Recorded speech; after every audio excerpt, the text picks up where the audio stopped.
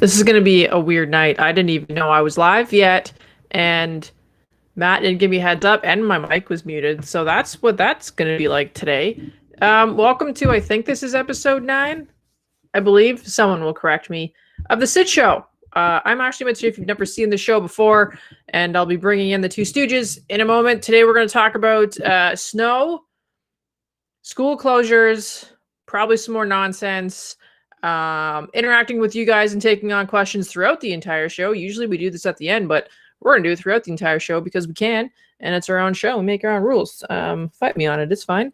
So anyways, without further ado, let's welcome Matt Stapley and Elijah Baptiste. Whenever Matt wants to click the button. I'm working on it. Hi, everyone. I'm working on it. So, contrary to popular belief, Batman does not smell. Not even with jingle bells, not even at Christmas time. Huh?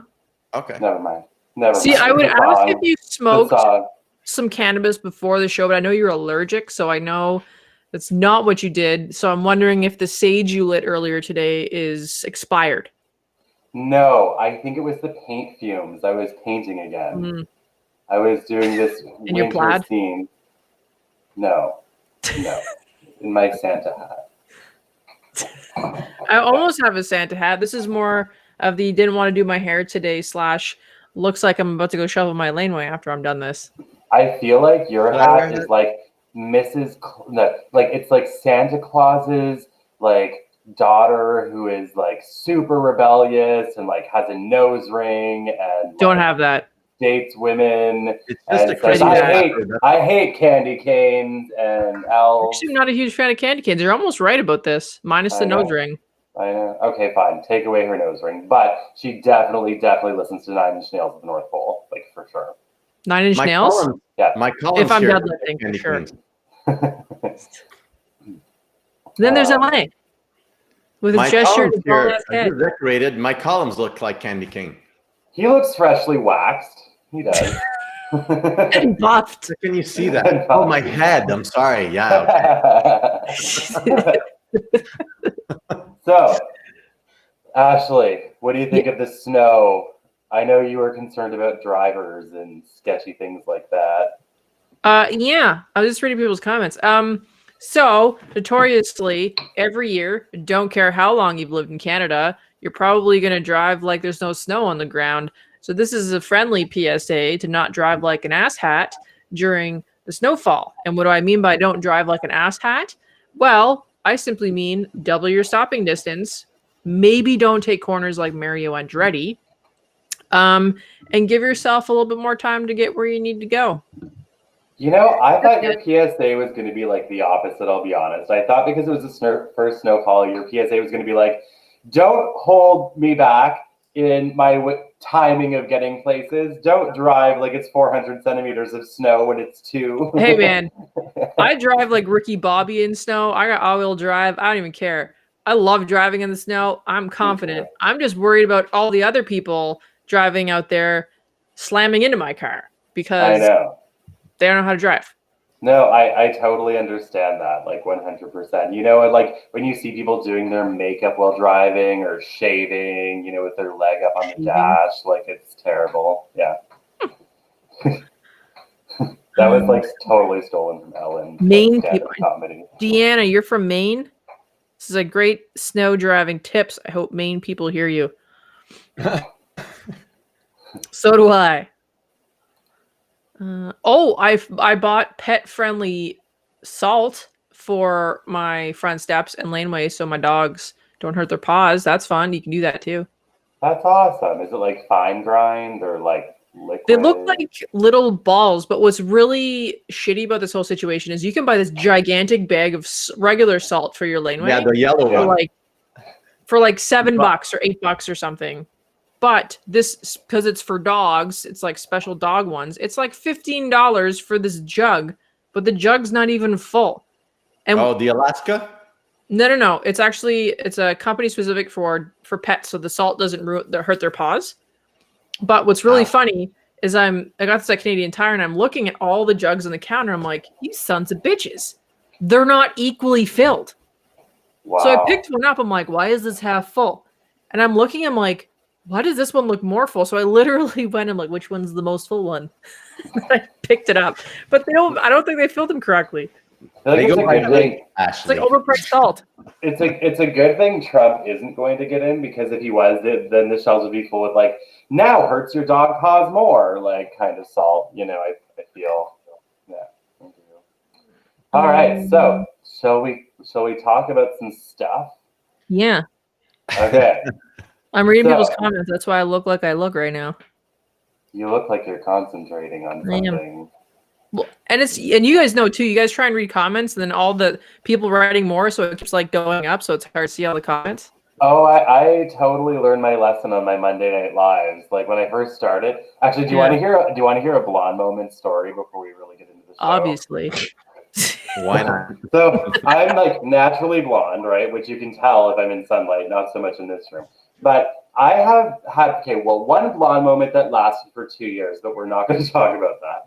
There was a blonde moment when I first met Etienne, and it was like, I guess it was 4 months after I started doing like the live readings on Monday nights in like 2018. And one day he came in my office and I was sitting there like counting. He's like, "What are you doing?" I'm like, "I'm counting comments." He's like, "Why are you counting comments?" I'm like, "Just to see if they grow each week." And he's like, and there was, by the way, 1.2 thousand comments. And he's like, you just unclick all of that. It will tell you how many people commented on it. So what we both realized is I spent the previous 4 months every Monday night reading and counting 1,000 comments. No. Yeah, I totally did. That like 100%.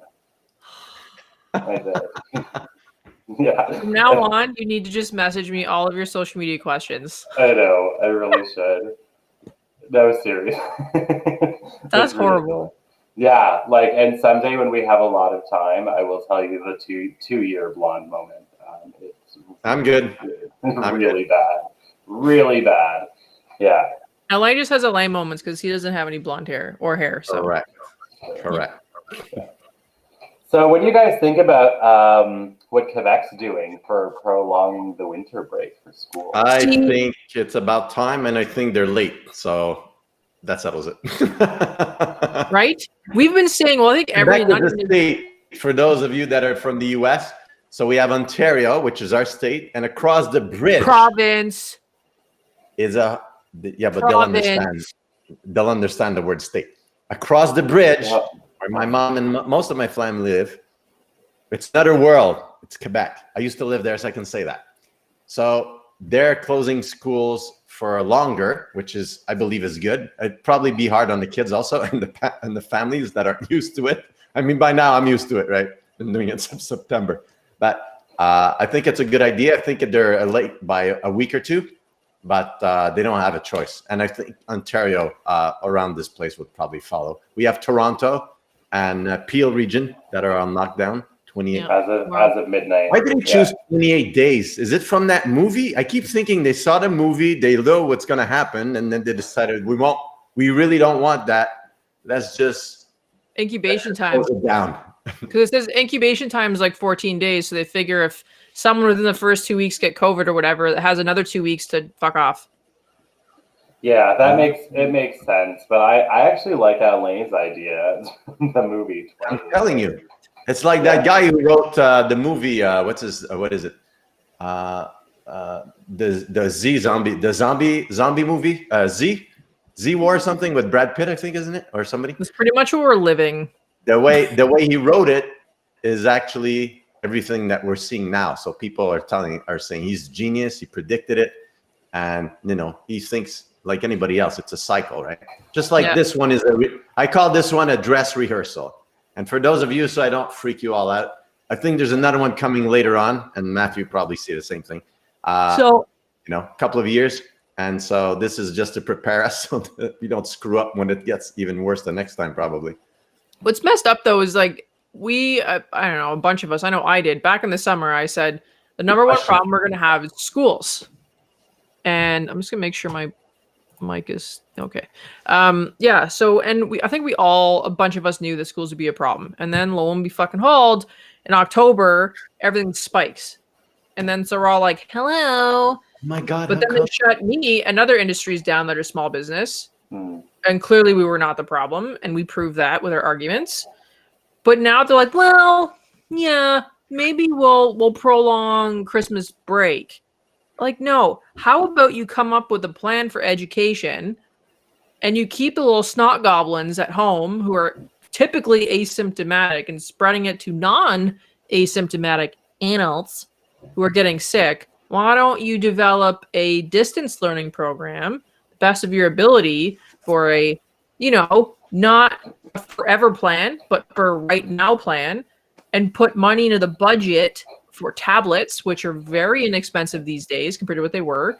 So if there's a low income family that cannot afford a tablet, they can go to the school and pick up a tablet. And then when they go back to school, you bring back the tablet. And don't give me this shit, well, we're going to have all these tablets later. Let's be real here. Most of the education in schools is going to be on a fucking tablet anyway, so you'll be able to use it. They already give out Google Chrome. See? So, like, hello? I know distance learning sucks, and I know that there's some parents that are still going to work physically, and there's a lot of parents who are working from home. Now, if you can come up with a contingency plan for the province on pretty much everything else, why is there nothing being done for education? It's true. And you know what? Like the fact that like everybody's like, oh, it's the schools. The schools are the like a hotspot for transmission. Then everyone's like, everyone in the government's like, no, it isn't. And everyone's like, we know, like we're not stupid. It's the most logical, straightforward thing ever. And the government's like, that's cute. No, it's not. And then it's gyms. Here's bars. So you have Amazon warehouses and you have Corona super spreader schools. Yeah, no, it's very true. Like I'm telling you, like if the government does not get their shit together, people are going to really not trust the government, because like they're like everybody knows it's like a flat out lie. Even if they would say, look, we know that this is a hotspot for transmission, but we believe this is super, super important, and so we're going to keep it running. That would be better than them being like, no, it's not, when everybody knows that it is. Ashley, have you been LSAT? Oh no, you're moving. there's where is it? So Alana said, is it Losi? Well, look at Winnipeg. They shut down non-essential products in stores. I have a problem with this, not because I just want to go buy stupid shit. I have a problem with this because they're literally like covering random products in the store, deeming certain things non-essential. I'm sorry, but if I'm going to a grocery store to legitimately buy groceries for my household, and I say happen to have 2 kids, and say one of them is autistic, and you see something in the store that would help them because right now they're struggling due to COVID. Mm-hmm. Let's just say. And then you go to the store and you see this device. You're like, man, that'd be really good for Jimmy. Oh, look, it's fucking roped off and you can't buy it. So what? Now the government is telling you what's essential and what's not essential?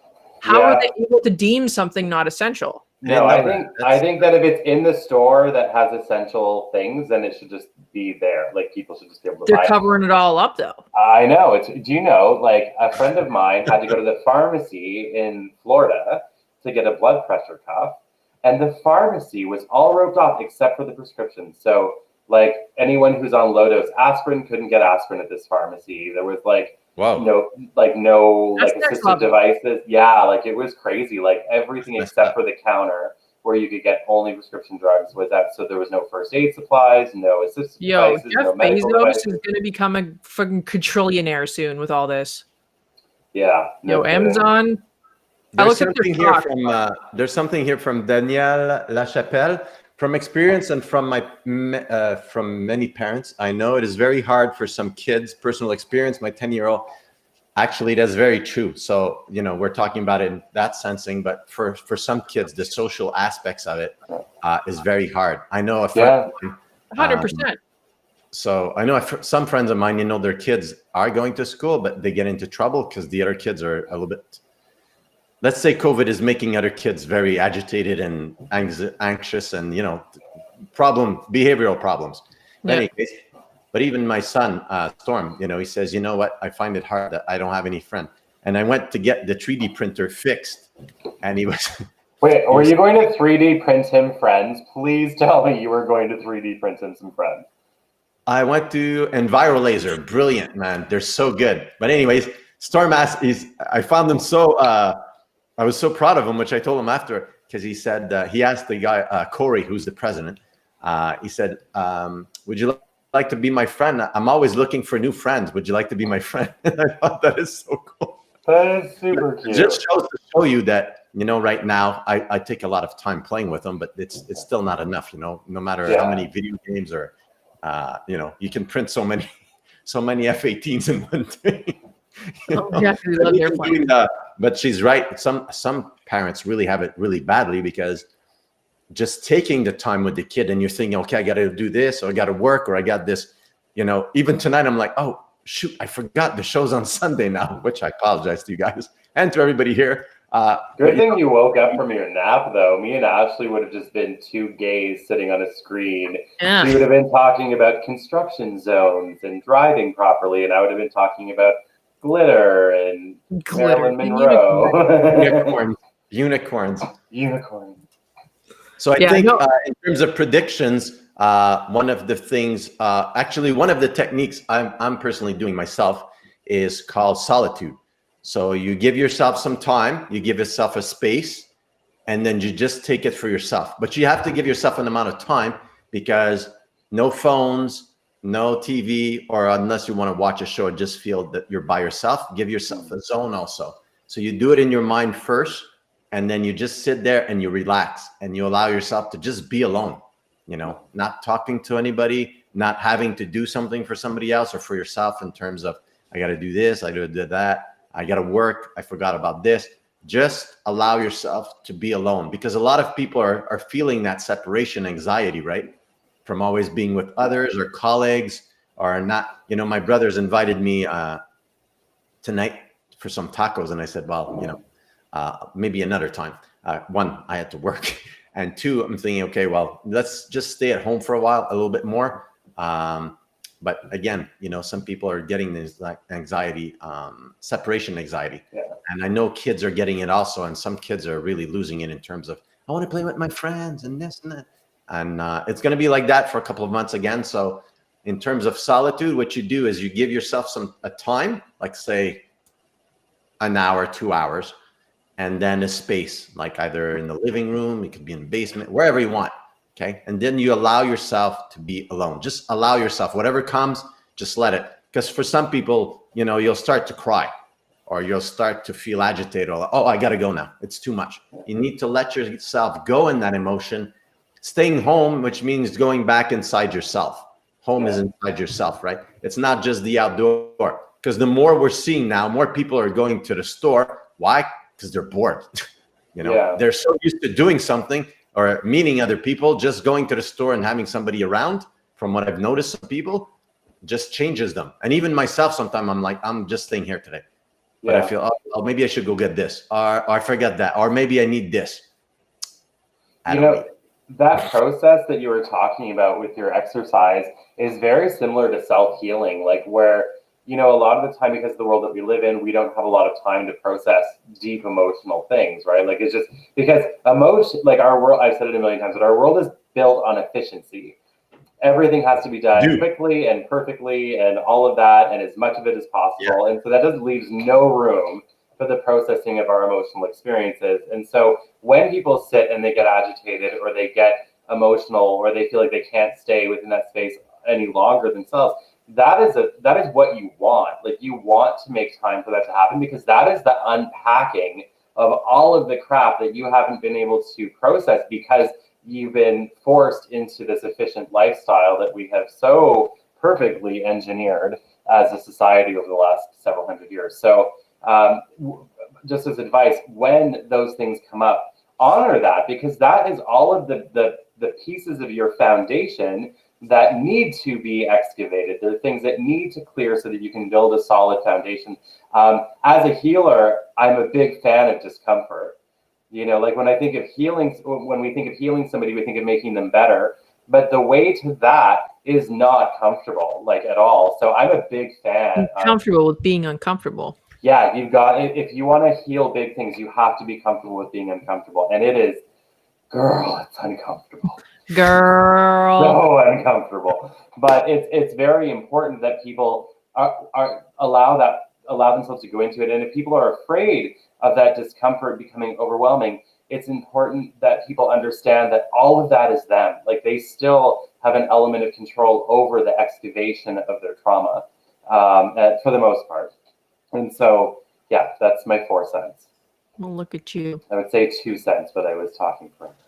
I think it's also very important for people right now to also remember that being happy, being joyful, being, well, just happy actually, is easier than always being like more positive, not COVID positive, but you know, it's easier to be positive than negative. I think we're the only animals, because we have a conscious, well, actually some of us, I'm not going to refer to anybody, but, and so in terms of positive thinking, you know, we always say, be positive, but the whole universe is positive. We're the only one that always thinks of negative. And we look at the news and what's the first headline you see? Blah, blah, blah. And then you read them like, oh, it's in this country, or it's there, or it's here, or it's some far distant thing that has nothing to do with me. But the headline just catches you. Why?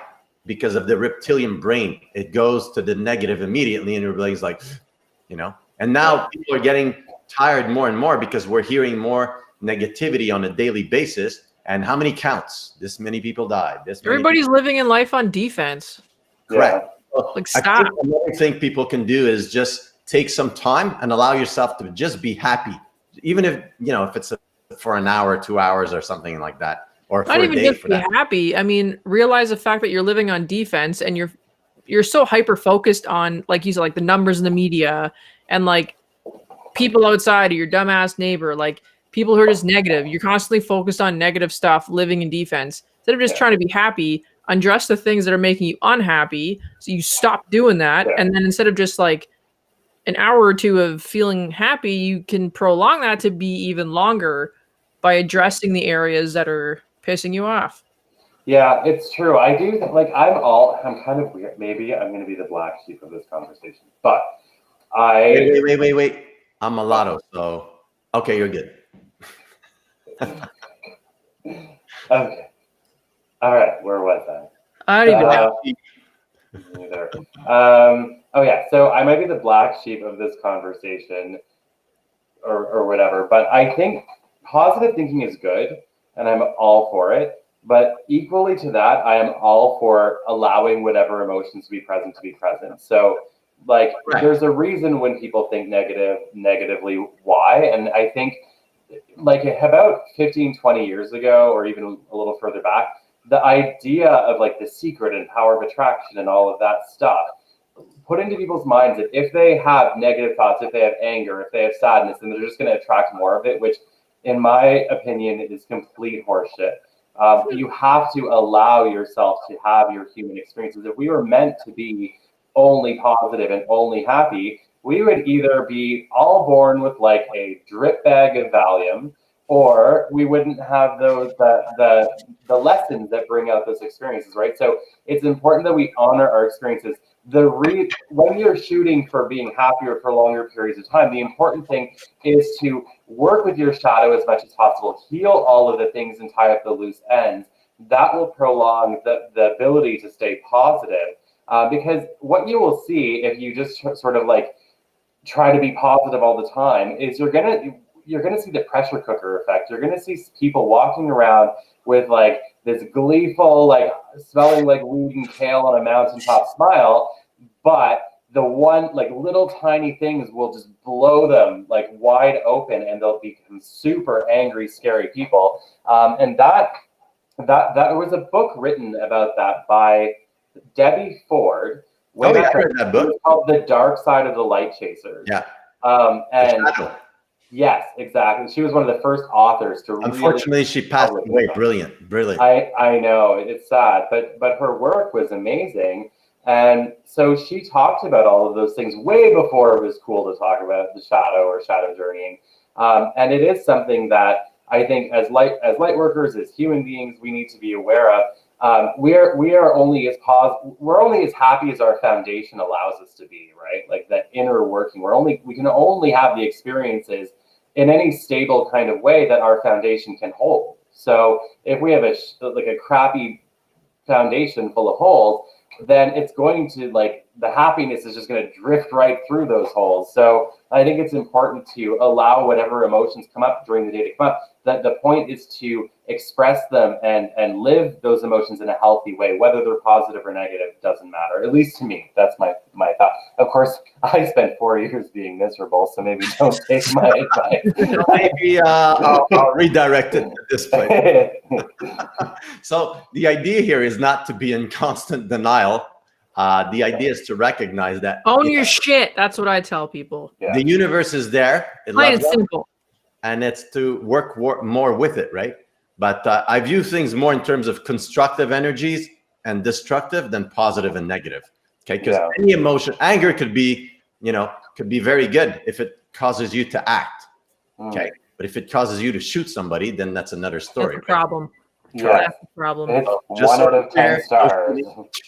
I know. Speaking of shooting, and I know there's people from the U.S. here, so I know there's Republicans and Democrats. So I'm not making this political. What's happening right now? I read that, what's his name? Donald Trump's kid, Junior. Donald Trump Jr. or whatever. During his self-isolation, I read an article that he was reading books on or cleaning his guns. Sorry, well, I thought of all the things to do. But anyways, I know how guns are important to some people, but I just thought that of all the things in the world you could be doing, but anyways. Anyway. I'm like a throwing knife person personally. I have targets in my backyard. Throwing stars. That's hilarious. I don't know. My basis is, and I'm working with my pivot group, is addressing, what's bothering you. So Elaine knows this program or a worksheet called 7 Levels Deep. So I had them all do it.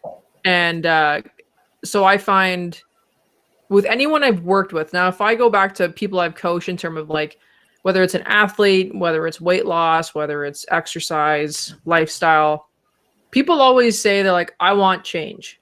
So they're at that point where I want change. And then you're like, cool, let's work. So we set up goals, and then you no longer work with them because they're like, I'm good, I'm going to move on. I've either lost the weight I want or I competed in that competition, whatever. And then you meet them 6 months down the road, or you check up on them and they've reverted back to their old ways. And the common thing with this is people have the idea in their head that they now want to change something, but at the end of the day, they don't actually understand why they're doing it. So one of the things I had my group do was 7 Levels Deep, and then we had discussion on it. And it was interesting how pretty much everybody had an initial thought as to why they signed up for the Pivot Challenge. And then I forced them to do this worksheet. And then we had a discussion, and they all realized that what they initially thought going into this program is not at all the reason why they want to hit their goals. And so with that, if you truly want to be happy or make change, know why you're doing it. If you don't know why you're doing it, unfortunately, the chances of you reverting back to your old self is what's going to happen because you haven't addressed the real reasons. That's just my 2 cents. Well, I think it's worth more than 2 cents, first of all. And second of all, that means I round up, it's 5. A nickel. A nickel. That's 50 cents. Nickel. So anyways, okay, so if you guys have questions about random stuff, not like who's with me? None of those, no. Like world questions. Yeah. Just a second here. There's one Mariana Ortiz asked to do a show on the shadow. So yeah, that can be done. Yeah, I think that would be a whole show on shadow work. I'm going to make, selfish advertising. But if we do that, I want to talk about my shadow deck because I made a deck of cards that you can buy that is all for shadow work. Get out! For that is whatever. I want one. Yeah, I did. Yeah. I've never heard your voice go so high pitched. They make you. This deck made me wish I was dead while I was making it. It's intense. Okay. Put a link on the chat of where people can buy it. Okay. Where's the which find it? The next. I think I'd have that. Okay, so next Sunday, I'll write a note to do on the show, some work on the shadow. So there's the light shadow and the dark shadow. We'll talk about that and why they're so important and how you can actually use both of them in your life. Actually, right now is a very good time. Okay, let's ask questions of people that are watching. If they have questions about like worldly stuff or our thoughts on, anything worldly, ask. This is not a personal question. This isn't, am I going to see my squirrel again? This is not what this is. So if you guys have questions on what we think will happen with, I don't know, school closures or a country or any of that kind of stuff. They should tell us where they're from also, because if they're in Australia, the question is, it's a local stuff, right? I think we could do it wherever. Yeah. Like if we like I wherever. just need to people know are. where. It's like somebody, where do you see my house being sold? Where do you live? Alana Losi, how do you guys see 2021 being? For who? In general? I think we should just do like a general observation of like if the world's gonna calm the fuck down. Actually, I'm gonna move you over. Are we doing that paper thing again? That's gonna be a lot. Hang on. What'd you do to the screen, bro? I moved you over so that It's your hat. you can see the So let's do the comments paper for thing. No, Like we can't do a paper thing for this question. Why not? It's too long. Yeah, it's Oh. too long. It's a loaded question. Oh. It's not a yes or It's no or general, like actually, we did it's too last time. general. Huh? It's I'll too smack general a you. question. Who wants to go first?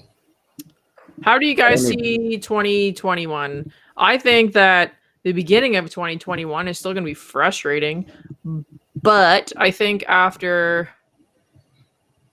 March, April, it'll start to ease up. So y'all got to be patient up until then, I think. And then as that happens, I just think it's going to, after April, I think things just get a lot easier all around the place. Like not just Canada, like everywhere. Could it be because of the vaccines? Maybe. But I think we got to be patient until the spring and then it eases up. I'm becoming a patient. I've had it with patience.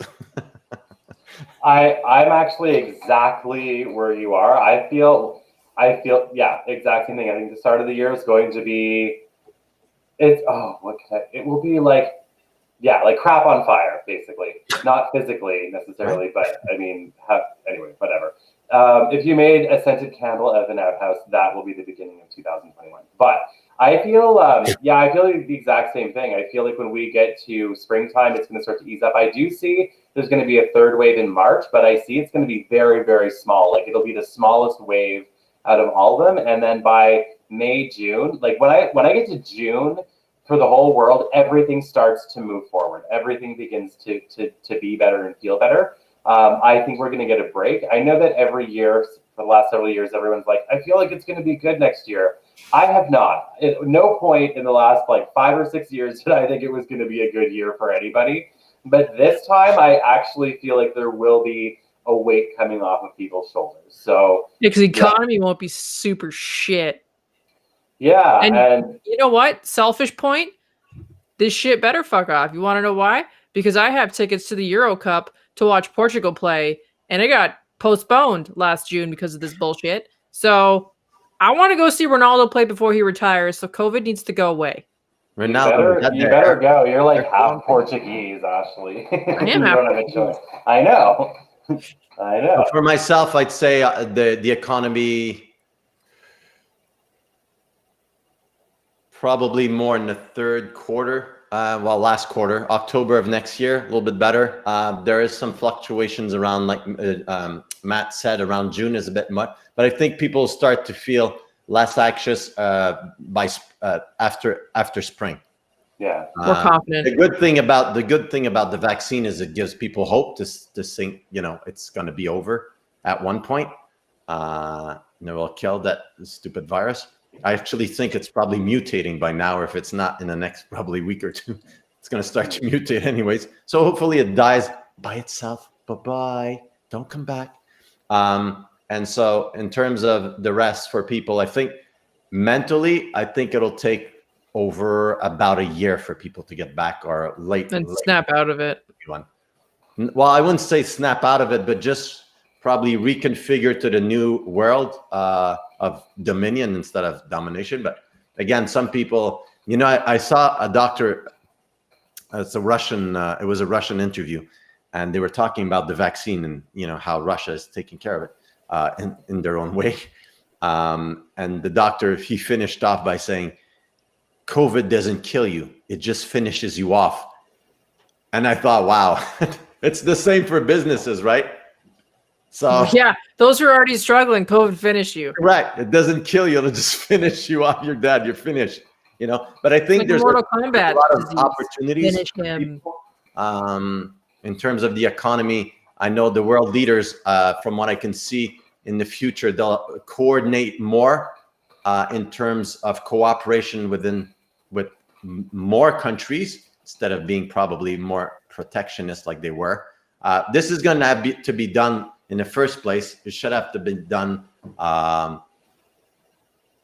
by having, you know, a certain amount of people working together with all the world leaders instead of one here, one there, one there. Because as we see it, it started in China mostly, or, you know, it depends who you're asking, but I believe it started there and then went out throughout the world. So it's not just, we can see here what it does when one person says, well, I'm not taking care of it, you take care of it.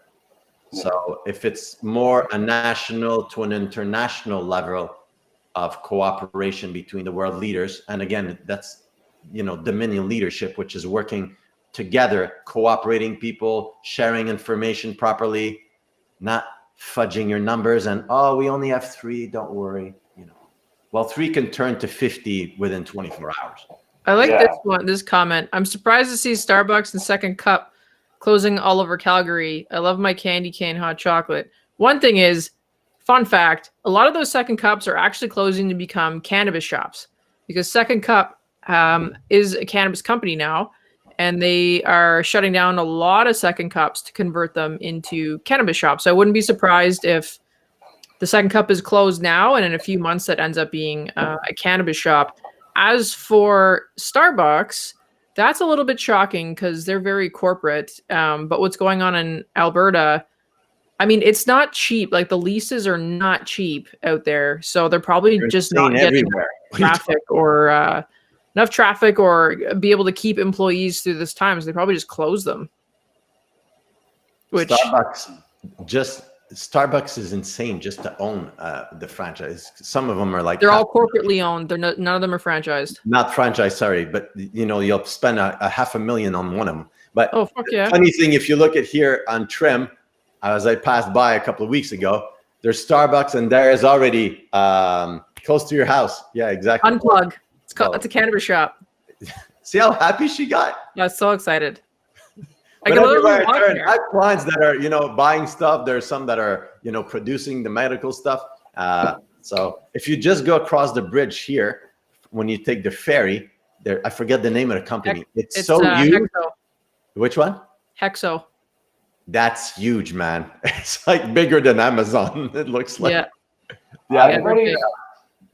People want to get high. Well, there's also medical uses for it. Yes, people just want to get high, but there's also lots of medical stuff you can use it for. But I think for some people it'll help right now because of anxiety. When I was in college, it was just coming onto the radar for medicinal use. Makes me feel elderly, but whatever. And no, like seriously, but and out of all the drugs that I had to learn about, it was the cleanest burning treatment for a lot of things. Like they had a drug for, I don't know if they still have it, called Marinol, which was basically like THC pills for cancer patients. And then but it had just become legal. So people were learning in college, we were learning all about the benefits of using cannabis for a wide range of conditions. And out of all of the medications that I had to study, it was one of the cleanest burning ones. And clean burning in this sense is talking about the effect it has on your system as a whole. There was almost zero side effects to it, like for most people, in comparison to a lot of other drugs. The other thing too, like with everything going on, people are using a lot more cannabis for anxiety. One thing I want to point out is that if you are using cannabis for anxiety, just know that you have to actually be picky on the cannabis that you're using. And the reason why I say that is in cannabis. So we'll go with dry bud here.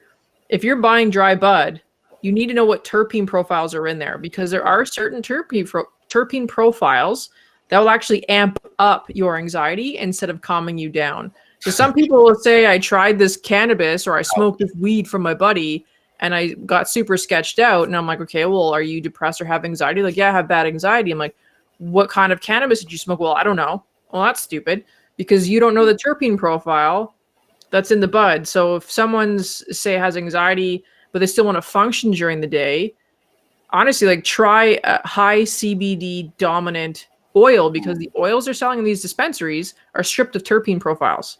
So if you want to customize it, like Slippery Buddha, my company, you can buy specific terpenes to add to the oil, so you can customize it. So if you are someone that is having issues with cannabis, I suggest you seek out a company or someone that can help you consult with the right stuff to use, and even look at getting even the medical card, because then what the dispensaries, what they're allowed to sell through OCS is actually, there's a limit to potency. So if you are, say, a cancer patient, or you have, I don't know, PTSD and you need something stronger, that's where you need to go for the medical side.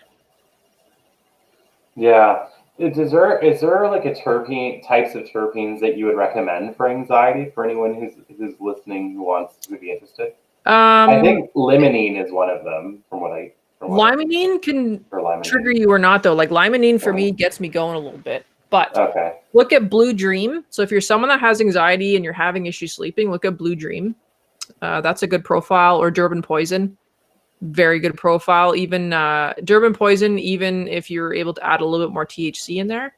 And also, the stigma of THC is not a bad thing. Like, if you have a proper ratio of CBD to THC, it's actually, they work synergistically and help support CB1, CB2 receptors. So you need both.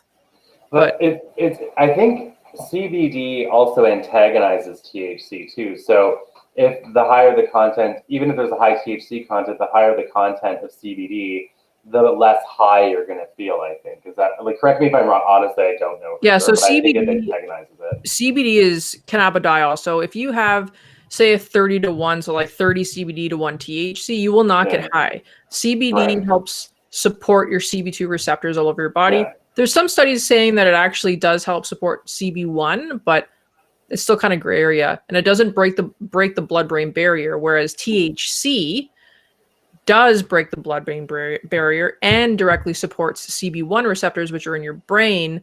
So people are having like epilepsy and stuff like that. There are studies showing the benefits of cannabis for epilepsy or Parkinson's because it helps support those receptors in the brain. So you do need the two profiles together. CBD, I mean, there are studies that show it works best with even a small percentage of THC. But if you're doing a dominant CBD oil or bud, you should not be getting high. No. Yeah, that's what I've heard. Do they need to should they see a doctor also if they're going to take those things, or? Because it depends. Like, a lot of doctors actually, that if my buddy gives it to me, I'm thinking, okay, well, how do you know? A lot of doctors don't actually understand cannabis, so they don't actually give you a lot of info. But for me, like, if I'm dealing with an athlete, CBD products are super beneficial for recovery.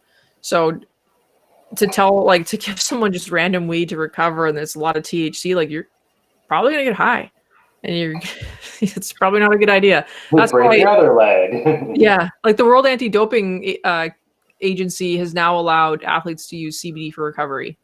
Yeah. So it's allowed, but yeah, cannabis is a very interesting plant. I am a level 1 cannabis sommelier, which is why I'm talking to my ass right now. But the plant is a very complex and interesting plant with a lot of benefits. It's very complex because I hear THC, CBD. Is that it? THC, CBD? Yeah, there's THCA. I understand when you're talking. To me, it sounds like Sesame Street right now. I see the letter. I hear it, but I don't understand. Luckily, Matthew understands, and I hope everybody here. Some people are understanding it. So that's great. If you have not ever YouTubed Kermit and Big Bird get stoned, you have not lived. You have not lived. I gotta find that out. Is it Big Bird? Oh my god. It is. It's just an audio file, but oh my god. Okay, I'm not gonna miss it. No, don't. Like I can't even smoke weed like at all. Like I can't even be in the room with it. But I have such an appreciation for that video. It makes me want to get high to listen to it. To become But like I Big can't. Bird. Okay, Totally. Yeah. Like, that's good. I love it. I'm gonna watch it after. I forgot what we were doing, credit. Like it's so good. I love his TN. This is like a crypto conversation. Hey, Oh, you know what? we should- There's also we should- wicked studies coming out with medicinal mushrooms for PTSD. Microdosing. Oh, interesting. Very There's a interesting. question here, actually, just so we keep going here.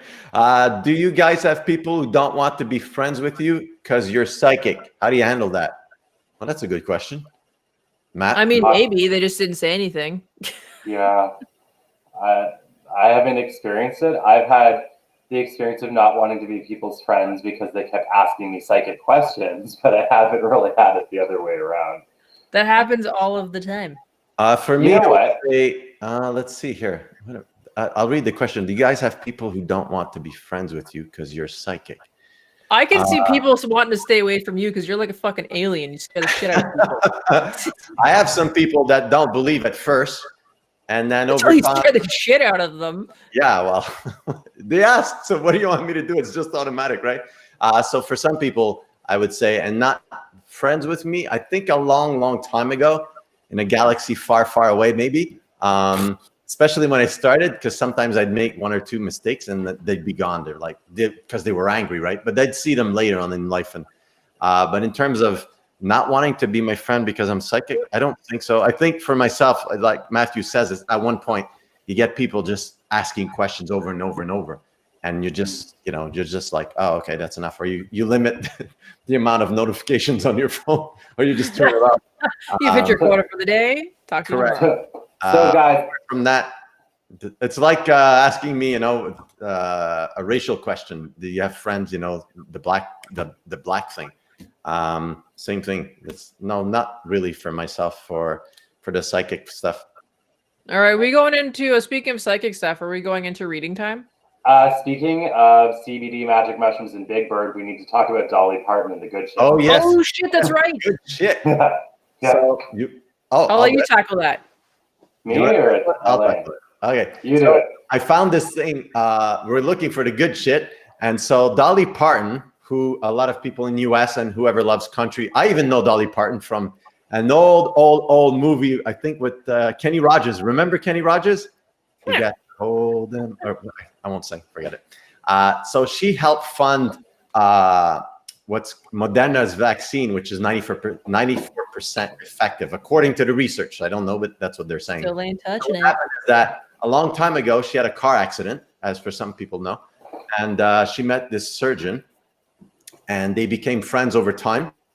And at one point during the year, he mentioned that he was working for, let me get my notes here, Vanderbilt, I believe, Vanderbilt Research. I want to say it right because it deserves to be said properly. Let's see here. I can't find it.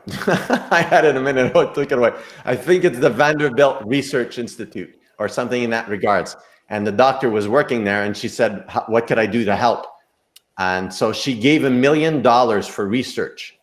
And so it was called the Dolly Parton COVID-19 Research Fund, which at the basis of it has the research and data that was used for a lot of the vaccines that are being developed right now.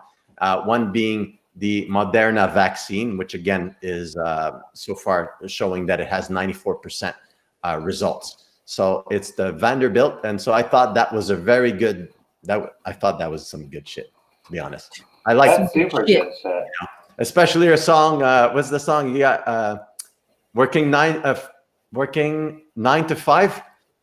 Oh, that song. Yeah. So just thinking of everybody right now working 9 to 5, but at home. So yeah. So great. Kudos for the Vanderbilt University Medical Center. There we go. See, I knew I'd find it. And the doctor is Naji Haboumrad from. He's from Lebanon. He's a professor of surgery. So I thought that was very cool. You never know. Like $1 million will, I know Bill Gates has spent billions on it, but again, just $1 million, or people just giving some time to university for research or in that sensing can change everything, right? Yeah. No, it makes sense. You guys ready for some readings? Yeah. All right. I'm going to be like lazy on the readings today, though. I think can we all feel kind of it. are. But if you guys are going to ask questions, here's the rules. We say this every time. Don't say anything for me, because I'll just say no. So if you'd like to possibly have a reading, then ask, like, tell us, if you're looking for someone or if you have a specific question, please write the question and not anything for me. Or why did my chair move yesterday? Because I was sitting on it. As people are coming up with the question, Karen Eckford, I believe. I have two friends who are mediums, but now we're friends. I don't ask because I don't want them to feel I want them for help. Yeah. Well, So you're if like, they'll probably do it anyways at one point. So, Yeah. But at the same time, you're also a friend. And if they need help, then. Correct. Yeah. Exactly. Yeah, totally. Yeah, but like, I don't know. Like, definitely people who tried to be my friend just for readings. And I tell people, like, because especially if they started off coming through my business in some way or as a client, and they say, "Can we be friends?" I say, "Yes, but I will never, ever, ever, ever, ever, ever, ever read for you again. Never. You've got to find a different medium because I do not read friends except for Ashley." I don't have to. Most of the time, I don't. Students. So, okay, did you find one? I was paying attention to Matt's story. I was sorry. a good friend, and by the way, I'll make an announcement. I used to do free reading Thursdays, so I'm not going to be doing anymore. On last Thursday, my computer just went whack. It took me like 15 minutes. I couldn't do the. What is with you and your computer? You and your computer are not. And then my guy said, "Don't do it." And then from that point on, I'm like, "Oh, it's like it's over. It's done." So I'll be focusing more on the Sitch show and being here. We're doing it Sundays now from 7 to 8. All right. I think we read for her last week. Never mind. We're reading a question, but we read for her before. Celine Dorian. Dorian. Do you see my family reuniting again? Yes, I do, in March. That was fucking quick. I'd say yes also. Let's see here. I'm not sure the time period, but I do see yes. Let's see. After 3 months from now, I'd say 3 months from now. Next. That was easy. Yeah, that's close to Matt. Matt said March. There you go.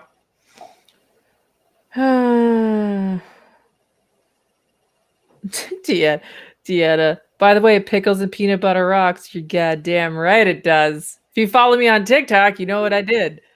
Okay. I will make sure I don't. Vinegar on pizza is also good, and everyone thinks that's gross. So you could be right, Ashley. All right, one more. How are we doing on time? Oof. Okay, let's roll. Let's do a few more. We'll do a couple more. What? I don't mean to. I don't understand. It's quiet tonight. There's not a lot of questions here. Yeah. Karen, do not feel bad. We love seeing people chat. You could seriously take up the whole screen with chatting. never feel bad for that at all. Like, seriously. Like, truly. We love the conversation.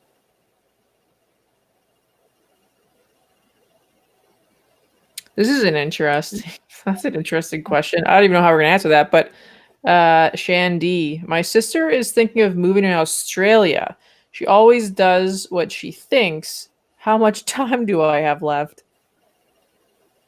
Is that a riddle? I don't understand the question. So she thinks that her sister is going to move to Australia because she does whatever she thinks, kind of like me. So she's pretty much asking, when do you think my sister is going to move to Australia if she does? I see her going to Australia at the beginning of summer of 2021, but not to truly move there. So either she's planning on moving and she comes back, or she's just going on a long trip and comes back, because I see her leaving at the beginning of summer, but then I see her coming back not that long after, within a few months. And like within 6 months, I think. Yeah, like maybe even within a month or two. And then I feel that she will try again in 2022. And that time she may actually stay for a significant amount of time. So I think you've got a while. Still got a while. There you go. There you go. That All seems right. to be the lazy one tonight. Yeah. All right. Well, we gonna do one more, or are we gonna cut it? What are we doing? We should do a couple more. We were late Okay. getting into the readings. Oh, she says, I want to do a sleepover before she does. I think you'll be able to do that. Yeah, totally. I see maybe 3 times. I see 3, so hopefully that. Mariana, lotto numbers for Arizona. You're funny. I'll try to get them for Ottawa first by the end of the year. I don't even know really what lottery numbers fully look like, but if I had to guess, no, I can't. It's not going to work. I don't want you to go and spend a bunch of money on lottery. Yeah, it's not something. No. Too many random variables in that. Renee Green. Any messages from my spirit guides? Oh, I was looking what at are the their one names? on So top of that one. I'm just gonna come on here quick and say that not all clairvoyants or mediums or psychics or whatever label you want to put on, they can't get names. Some can, some can't, but getting specific names is actually super hard. So asking for specific names might be, needle in a haystack. Talk to Margie O'Brien for that. She gets names. She does. Really? Really? Yeah. I don't even know the name of my guide. I see the name, but I can't make it out. Yeah, no, Margie, I've been trying to push her into professional mediumship for 2 years, and she's amazing. She doesn't think she is, so I just got to keep peer pressuring her and cyberbullying her. But if you want to, if you want a crazy reading full of names, Margie O'Brien, she's good at that. She is, yeah. She's amazing. She's given me several readings. They have been predictions were bang on, messages were bang on, and everyone that I know who's had a reading from her has said the exact same thing. And we're just basically trying to convince her that this is something she should offer people. She's so good at it. Yeah. Yeah. Hello from South Australia. Well, hello. We should do the messages from that person's spirit guides. You should what? We should do the messages from that person's spirit guides. I totally lost. Which one? Renee I Green. don't see it. Oh, what's her name? Renee. It's on the. If you look right it's on the screen, video, dude. Oh, he's tuning in. He's doing his alien shit.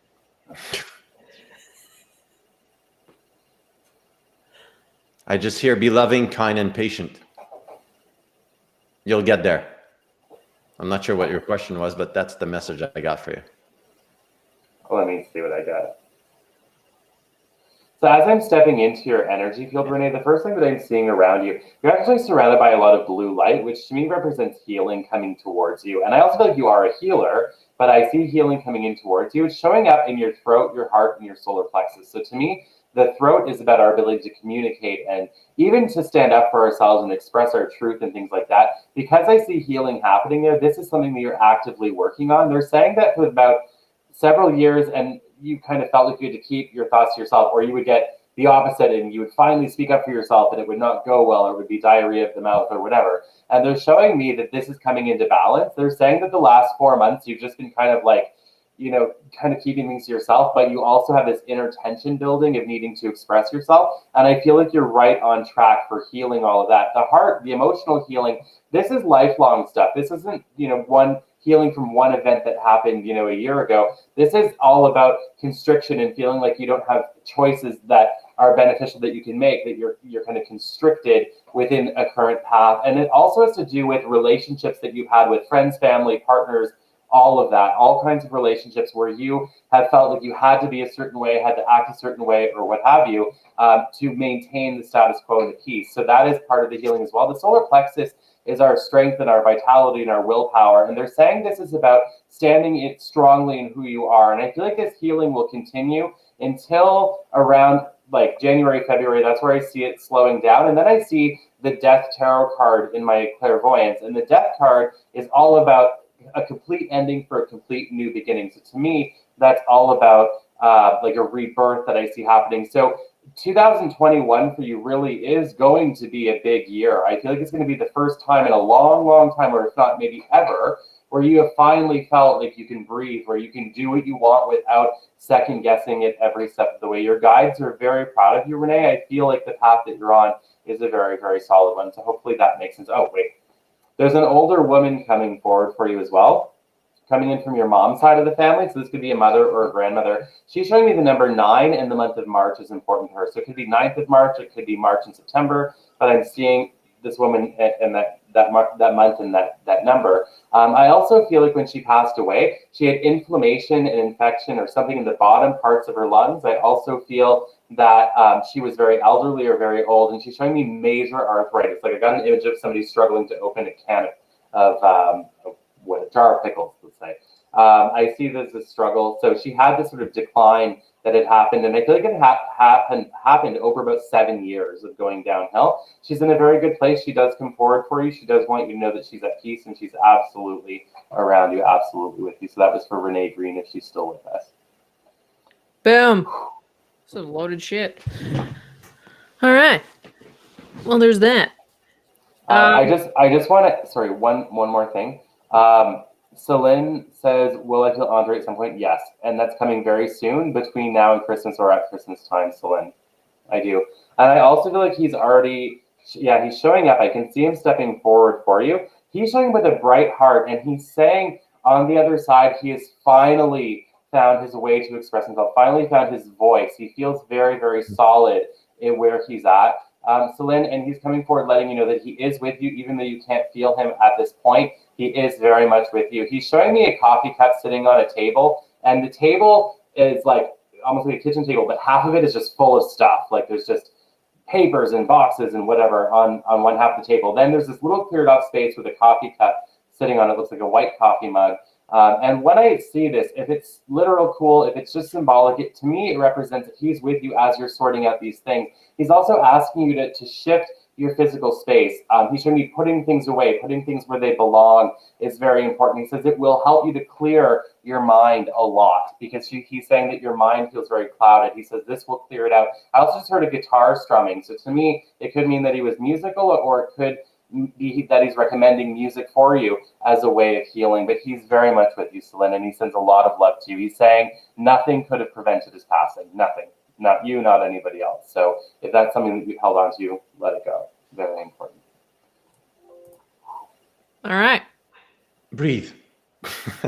I had one of the messages that I'm getting, because since last Thursday or last week, actually, I have a new spirit guide. So that's also, I remember calling you, Matt, and asking you, is that possible? I've never heard that before. I think from a long time ago, I forgot. So the message I'm getting in terms of people for business to just, keep the hope, another 3 months, and things will start to clear. Also in terms of universal consciousness, will start shifting and get a little bit more positive. So again, 2-3 months left.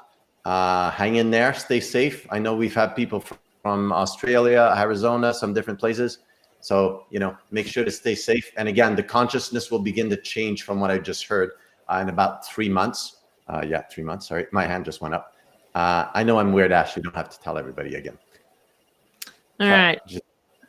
So for those who don't know, and we're pretty confusing this last week. So Sundays at 7 seem to work for us for the next little bit for our Sitch show. So Sundays at 7 p.m. Eastern Standard Time is when we are going to be doing our Sitch show.